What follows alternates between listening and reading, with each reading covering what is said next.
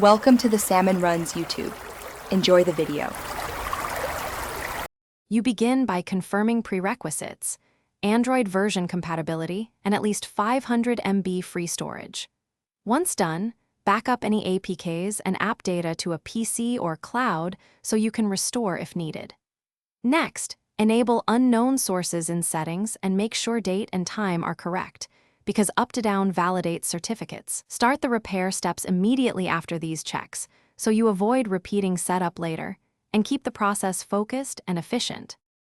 You uninstall the current Uptodown app, then remove any leftover folders in Android/data and Android/ob. This prevents conflicts. Once removed, go to Settings and clear cache and data for the package installer and your browser to remove corrupted temp files. Then download the latest stable Uptodown APK from a trusted mirror. Verify the file size and name.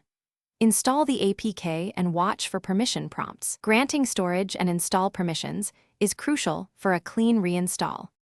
You finish by launching Uptodown, granting requested permissions, and signing into your account so libraries and updates sync. Test installing a small app to confirm downloads and installs work. If the app crashes or fails to open, try reinstalling an older APK version or capture a logcat to identify errors. If downloads stall, reset network settings or clear DNS caches on the device because connectivity issues often masquerade as app faults. One key tip: restarting the device after reinstalling.